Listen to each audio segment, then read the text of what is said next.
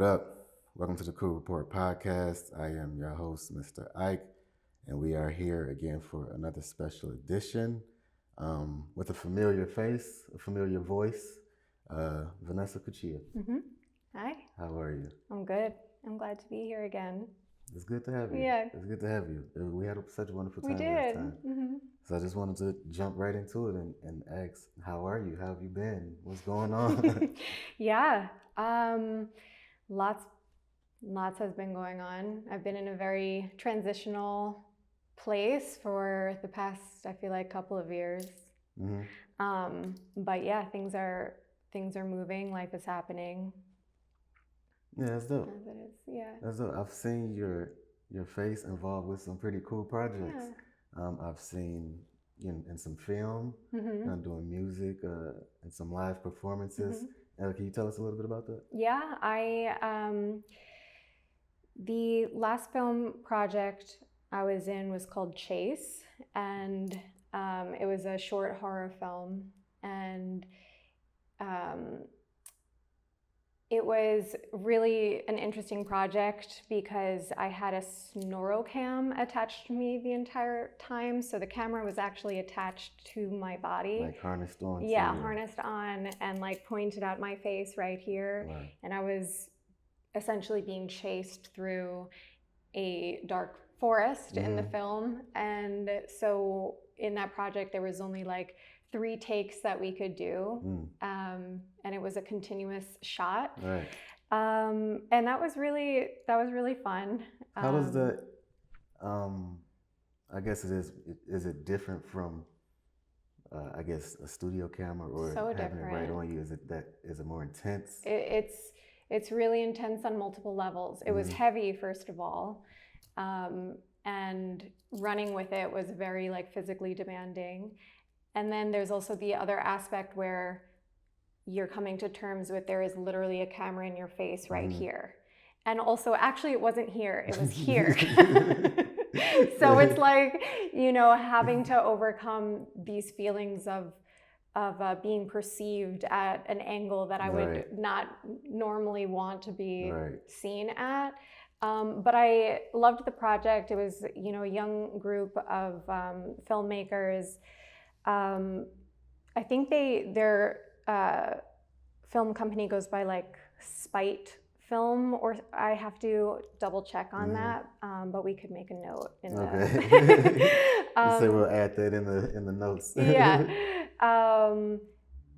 Nick Delphin was the director. Sydney Fine was the writer. Dakota Page, cinematographer. But their company I'm not sure of. But yeah, it was a challenge because it was also that one kind of full take. Right. And so I loved that about it because I feel like that's really rare to come by, where filmmakers are trying to challenge how things are done like that and trust their actors. I feel like especially with people that aren't, that are still considered amateur filmmakers, aren't typically putting as much faith in their actors. So that's what I was really drawn to about the project. And so that was fun. And musical projects, I'm doing my own kind of solo performances still with my piano candelabra, which is like that. It's something my neighbor built for me with it's like just 2 planks of wood with a bunch of holes that I put a bunch of candles in, so it gives a whole other... Yeah, I've seen it's a real vibe. Yeah, it's cool. It seems like a dope experience for sure. And it's a little dangerous too, which is fun. You got to maintain your caution. I love that component of it as well. Like I think that we need something like that. There's always people that are, on standby, like making sure that I know when a candle is getting too close. So I've been doing my thing and still, brand director of my company, Chakrubs, and I'm just taking opportunities when they come. So tell us a little bit about what's going on with Chakrubs. Yeah. I've been seeing some cool headlines. Just with the brand all over the place. And now you're saying you're taking a new role with the brand. Tell us a little bit about that journey. Yeah, so so for people that might not know, Chakrubs is a company I started, a brand I developed in like 2012. So it's been something that I've been doing for a long time. They're crystal sex toys. I essentially introduced crystal as a material into the adult industry on a large scale. Right. But the past couple of years, really more than that, but the past few years I've been in conversations with a company, Dame, which is still considered a startup, but much bigger than Chakrubs. Okay. And the CEO and I had come up in the same, like around the same time in the industry, and always kind of like we're inspired by each other from afar and respected each other a lot. And she messaged me a few years ago and was like, hey, have you ever considered selling the company? And I hadn't. Had to been a message. It was a cool message, because then it did open my mind to like, okay, not really, but when would I, or why would I, and what would need to happen for me to do that? What would need to feel right? And I think my trajectory with Chakrubs was always something that felt I was meant to do this thing. It did feel like a calling, like a kind of agreement with God. I'm supposed to like bring this thing into the world. And I think I never really saw myself being a person that was like really interested in making like a really big company. Right. It was more about the invention and the awareness that was connected to this product and this brand, and the conversations that were sparked from having this really interesting concept. So that was always my driving force. Right. So when the company became something that was like burning me out, and also having to be feeling like, if I don't sell this product, I'm not gonna eat, And when it started to become that kind of pressure, it was a reckoning of like, I can't sustain this on my own, or I don't have the oomph in me to bring it to a place where I would have to be the guiding force to make it something bigger. So when Alexandra Fine asked me that, we just started a conversation, and she was really cool. She was just like, what are your dreams? And yeah, she had me think about it, and we worked things out. It was a very creative deal. But one of the things is I'm still on board. I am now not the CEO, but I'm the brand director. I'll always be the founder, but now I'm the director of the brand. So I still have like that. The creative. Yes. Creative. So you can exactly. focus on being creative and not do accounting. You don't have to do the numbers. Yeah. And so I guess my follow-up question to that is, so we talk to a lot of entrepreneurs, and we speak to a lot of people on the business side of just startups. Is there any insight that you can share with being, I guess, acquisition readiness, or preparing your business for that next level of growth, to whether it be a partnership or a collaboration deal or something like that?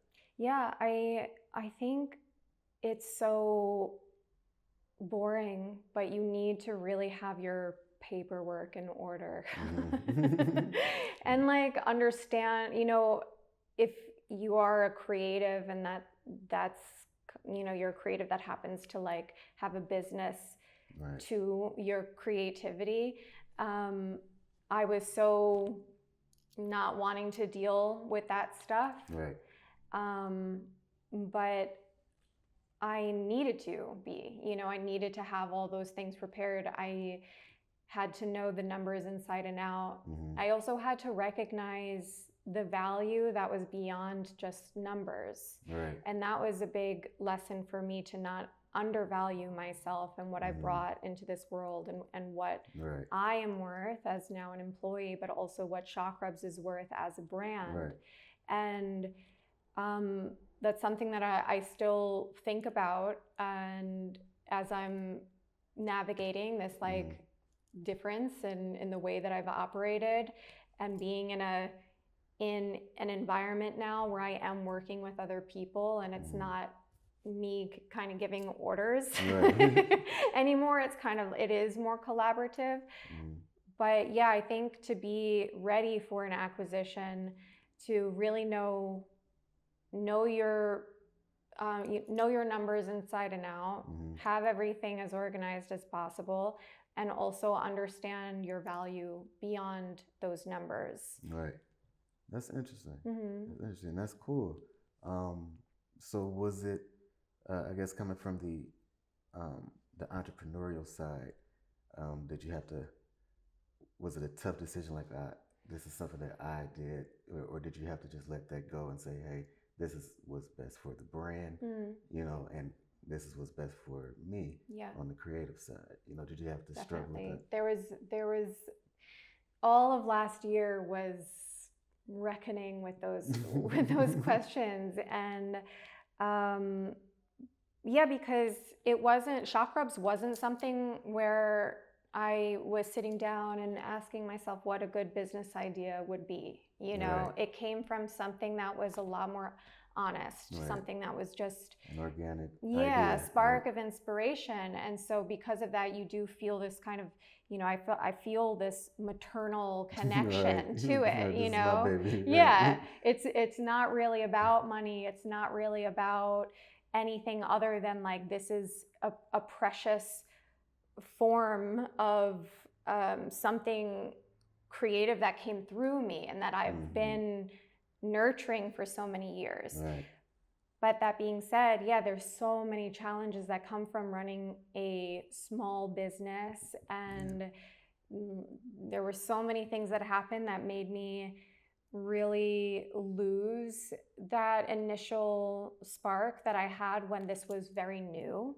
Because when it was really new, I wanted to do everything. I wanted to do everything, and it was just like this interesting thing where I was understanding like more about what this product meant or could mean by working with it myself and just sharing that with the world. And it was like this beautiful kind of give and take and be inspired by, and also teach, and that kind of flow shifted over time.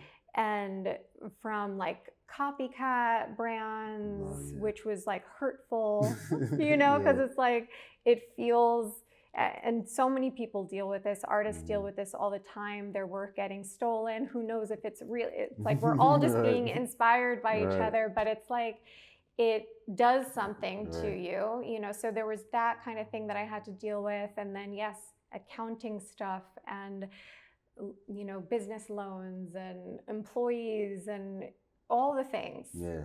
And then feeling like you reach peaks and valleys. And for me, I knew most of all I wanted a change, and something needed to change. And so even though the decision to be acquired was very scary, because essentially I am not giving up my baby, but it's like seeing your baby graduate. Exactly.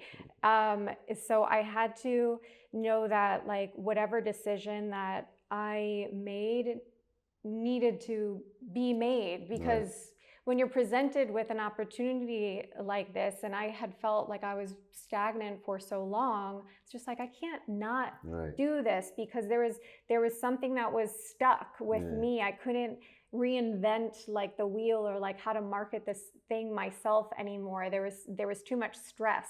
So when they acquired it, and ideally I'm still helping with operational things at this point, but we are working towards getting me to just be the creative. That's going to allow me to feel that creativity again, and the inspiration that had that originally sparked so much. And a thing that I think a lot of entrepreneurs deal with, because they start these projects solo. Something that I've dealt with myself. realizing that you need a team to do. Mm-hmm. If you want to compete, you want to be successful, and you want to grow, you need a team. Yeah. In some form or fashion, and it's it's cool that you can, grow something, from an idea that you just thought of, and then, like you said, at some point you have to graduate that, that baby grows up and graduates, and it grows successfully because of what you put into it. And that's, the best way to look at things and feel about things, especially when you're, when it's one of those, Definitely. One of those projects. Definitely. So with, these projects, your business success, these projects, your business success, how have you been taking the time, or have you been able to, prioritize relaxing and, taking a break? Are you getting any traveling in? Are you seeking new inspirations or new ventures to get into? Yeah. Well, so with my role now, I am part-time, which is nice, and that was part of it, like to hopefully give me that time to focus more on these other projects. And I take my riposo every day, like 3 to 5, or even sometimes like 3 to 6. I kind of like lay down. I get horizontal. I have to be horizontal for a good amount of the day, and it might not be that I'm napping, but it could be that I'm napping or listening to a meditation, or just working from bed sometimes. Like I think that has been a real thing that I've just begun to honor, that I just need to do that. Right. Like I just can't deny that makes me feel a little better. Like to be like, even with the snack, just lay down and be still. Yeah. And then traveling, I've been traveling back and forth to Florida. My mom and my sister are there, and New York. My dad and my other sister are there. I have tentative plans to go to Sicily next month. Oh, nice. And it'll be my second time in Sicily, and that'll be like partial work, partial just being with a friend who's in grief right now, and also, I'm Sicilian, and I just like love, feel really good there, and I think like that's a really important way for me to get inspiration and just feel like into who I am more. Yeah, but I mean, the rest is definitely a main thing that feels like I was rejecting that, or being like, damn, why do I why am I so tired? Yeah, why am I so tired? But it's just like, it is what it is, and I think like doing it with intention has what I've come to. So actually resting with intention, calling it like what it is. Yeah. Okay. Yeah. So with our last question is, what's next? What do you have coming up, and where can we find out what's next for Vanessa? Yeah. Well, in terms of Chakrubs, I do have a really special series that I'm developing, and I am developing an institute within Chakrubs, and I don't necessarily have a name for it, but it's like a self-love institute. And this first iteration of it will be next month on September 20th, and it's based around figure drawing, but like nude figure drawing. And it's going to be something where all the participants learn how to figure draw, just like a simple lesson. Okay. And everybody takes a turn being the nude model. Oh, that's the twist. That's the twist. So it's in that process where you are both the muse and the artist. Right. You are the voyeur, the exhibitionist, And through this process, what I'm really wanting for people is to identify any judgments that come up, any insecurities. And then also when you're converting those things into a physical format, like a portrait or a drawing, something tangible. Yeah, you realize though that like every little thing is beautiful. You realize like maybe the more wrinkles you have, like the better it is, the more interesting it is to draw it. Or you realize like in that process, I want people to alchemize these kinds of internal fears or judgments that we carry. So yeah, that's next month. That's going to be at the Detroit Foundation Hotel, and people can find that. Cool. Yeah, it's gonna be good. I think. Where can they find out information or tickets or anything? Yeah, like I mean, it's best for people to definitely sign up for the Chakrubs newsletter just by going on our website or following us on Instagram. It's just Chakrubs, CHAKRUBS, and I'll be posting more information there.